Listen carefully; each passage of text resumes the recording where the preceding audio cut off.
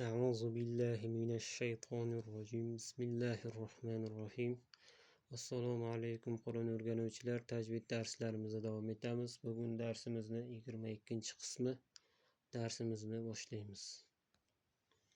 Biz bugungi darsimizda istilo harflarini, ya'ni yo'g'on harflarni o'rganamiz.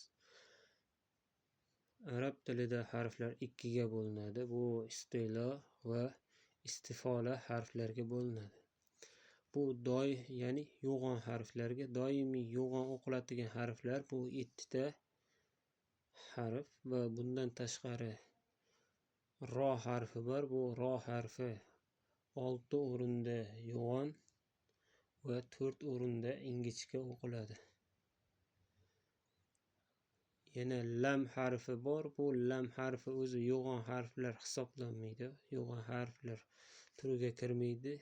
Lekin lam harfi bu Alloh lafzida Alloh so'zini fathasi o bo'lib o'qilganda lam harfini ham yo'g'on qilib o'qiymiz. Endi bu harflarni talaffuz qilganimizda shunaqangi tushuncha borki, ba'zilarda ustida kelgan fathani o qilib qo'ysak, ya'ni fathani biz o qilib o'qib qo'ysak, bu yo'g'on o'qildi degan tushuncha bor. Bu xato tushuncha. Bu harflar to'liq yo'g'on bo'lish uchun harflarni o'zini mahraji va sifatlarini bajarish kerak bo'ladi. Ya'ni yo'g'on harflarni sifatini to'liq bajarish kerak bo'ladi. Bu tepasidagi fathani o qilib qo'yganimiz bilan bu to'liq sifatlari ado etilmagan bo'ladi. Ya'ni buni biz fathani o qilganimiz bilan faqat biz fathani o'zini yo'g'on o'qigan bo'lamiz, harfni esa yo'g'on o'qimagan bo'lamiz. Endi biz bu yo'g'on harflarni talaffuz qilganimizda tilimizni orqa qismini tanglay tarafga ko'targan holatda talaffuz qilish kerak bo'ladi. Ya'ni bu yo'g'on harflarni sifatlari. Bu joyda istilo harflari, ya'ni yo'g'on harflarni aytyaptiki, til orqasini tanglay tomon ko'tarib yo'g'on talaffuz qilinadigan harflardir. Ya'ni biz bu yo'g'on harflarni talaffuz qilganimizda tilni orqa qismini tanglay tomon ko'taramiz va ustidagi fathani talaffuz qilganimizda og'zimiz, ya'ni to'liq ochilishi kerak bo'ladi. Og'zimiz havoga to'lishi kerak bo'ladi. Ular yo'g'on talaffuz qilinadigan orqasidan kelgan a va cho'ziq a unlisi o shaklda talaffuz etiladi. Biz bu yo'g'on harflarni talaffuz qilamiz. Harflarni to'liq mahrajini ado qildik va sifatini ham ado qildik. Ya'ni tilni orqa qismini tanglayga ko'tardik. Ho degan holatda qildik, lekin biz ustidagi fathani o qilib o'qiganimizda ho deb qo'ysak, bu ham xato bo'ladi. Ya'ni o harfini talaffuz qilganimizda og'zimiz to'liqligicha ochilishi kerak bo'ladi. Ya'ni og'zimiz havoga to'lishi kerak bo'ladi. Ho, ho, so, so. Shu holatda bu harfni o'zini talaffuzida ham sifati bor va har bir harfni o'zini mahraji bor va undan tashqari yo'g'on harflarning sifati bu tilni orqa qismini tanglayga ko'taramiz va fathani o qilib yo'g'on o'qiganimizda ham og'zimiz kattaroq ochilishi kerak bo'ladi. Endi ro harfini biz keyingi darsimizda to'liq o'rganamiz. Uni istilo va istifola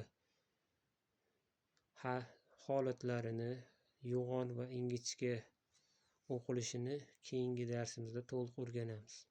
Bugungi darsimizda bu 7 ta harfni va lam harfini yo'g'on o'qilishini ko'ramiz.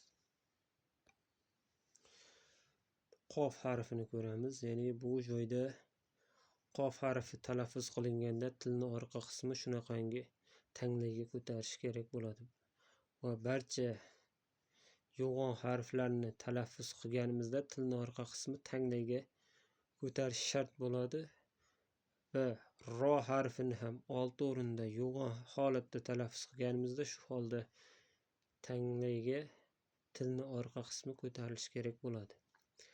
Va lam harfini aytdik, bir o'rinda Alloh lafzida fatha o bo'lib o'qilganda yo'g'on o'qiladi deganmiz va u lam harfini ham talaffuz qilganimizda, shu yo'g'on holatini talaffuz qilganimizda tilni orqa qismini tanglayga ko'targan holatda talaffuz qilish kerak bo'ladi. Bu joyda qo, qi, qu,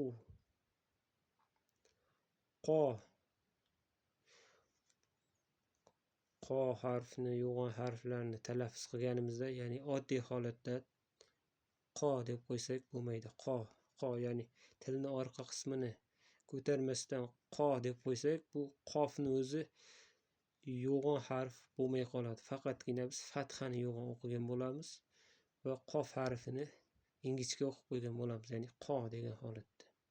Bu endi qof harfini o'zi yo'g'on bo'lish uchun tilni orqa qismini bu holatda tanglayga ko'taramiz.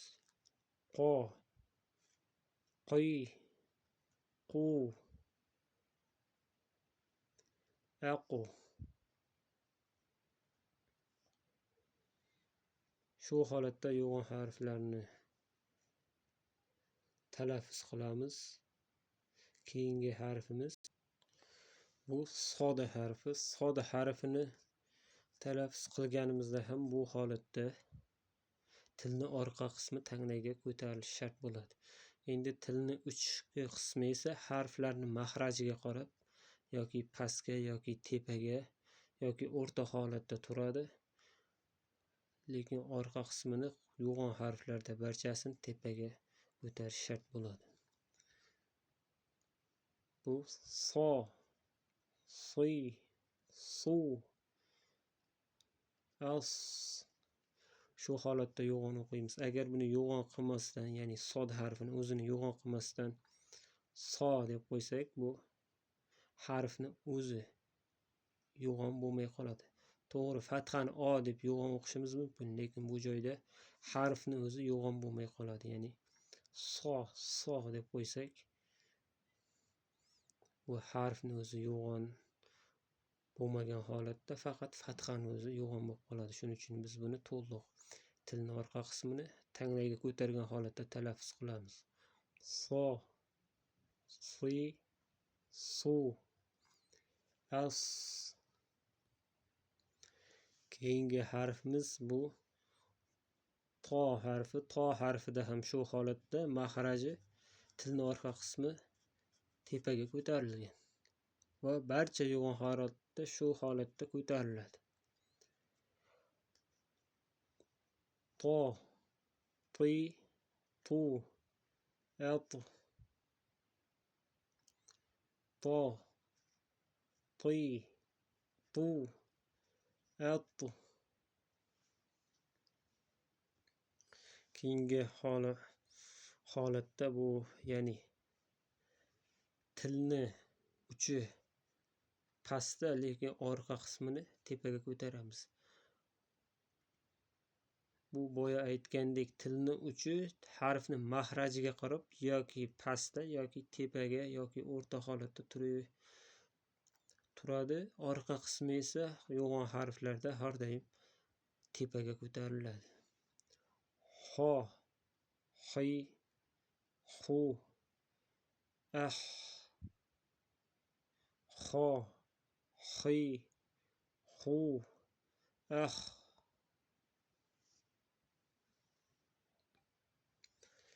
Keyingi yo'g'on harfimiz bu g'oyin harfi. G'oyin harfida ham shu holat. Tilni uchi mahrajiga qarab tepa yoki pastda, lekin orqa harfi yo'g'on bo'lgani uchun orqa qismi tanglay tarafga ko'tariladi. G'o, g'i, g'u, agh. G'o, g'i, g'u, agh. Keyingi harfimiz ham lot harfi. Bu harfda ham tilning orqa qismi tanglayga ko'tarilgan holatda talaffuz qilinyapti. Endi bu oldi qismi mahrajga qarab o'zgaraveradi va orqa qismi har doimgidek yo'g'on harflarda orqada bo'ladi. Vo, li, lu, al, lo, li, lu, al. Shu holatda o'qiymiz. Keyingi oxirgi harfimiz bu zo harfi bo'ladi. Zo harfda ham bu mahrajda tilni uchi turaveradi. Orqa qismi rasmdagidek tanglay tarafga ko'tarilgan bo'ladi. Zo, zi, zu, az, zo, zi, zu, az. Ya'ni yo'g'on harflarni barchasini shu holatda o'qiymiz. Endi lam harfini aytdik, faqat bir o'rinda Alloh lafzida yo'g'on o'qiladi dedik. Endi bu lam harfi o'zi yo'g'on harflarga o'tmaydi, lekin bu harfni yo'g'on o'qiladigan joyida biz bu lamni talaffuz qilganimizda bu harfga ham yo'g'onlik sifatini beramiz, ya'ni tilni orqa qismini tepaga ko'targan holatda lam harfini talaffuz qilamiz. Bu lam harfiga yo'g'onlik sifatini berish shart bo'ladi, ya'ni oddiy qilib buni Alloh, Alloh deb qo'ysak, bu lam harfi yo'g'on hisoblanmay qoladi, faqat fathani o'zi yo'g'on o'qilgan hisoblanib qoladi. Shuning uchun biz lam harfiga yo'g'onlik sifatini beramiz, ya'ni lam harfini talaffuz qilganimizda tilni orqa qismini tanglayga ko'taramiz. Alloh, Alloh. Shu holatda Alloh, Alloh. Endi bu farqi yo'q, bu fatha keladimi, domma keladimi, asosiysi shu lam harfi yo'g'on o'qiladigan tepadagi harfi o bo'lib o'qiladigan holatda kelsa, biz lam harfiga yo'g'onlik sifatini beramiz. Alloh, Alloh degan holatda yo'g'on o'qiymiz. Buni ingichka o'qib qo'ymaymiz, ya'ni buni Alloh, Alloh degan holatda ingichka o'qib qo'ymaymiz. Yo'g'on holat, ya'ni yo'g'on holatda boshqa harflarga qanday sifat bersak, bu lam harfiga ham xuddi shunday sifat beramiz, ya'ni tilni orqa qismini tanglayga ko'targan holatda o'qiymiz. Demak, bugungi darsimiz shulardan iborat. Ro harfini keyingi darsimizda to'liq barcha holatlarini o'rganamiz. Bugungi darsimizni shu yerda yakunlaymiz. Keyingi darsda ko'rishguncha.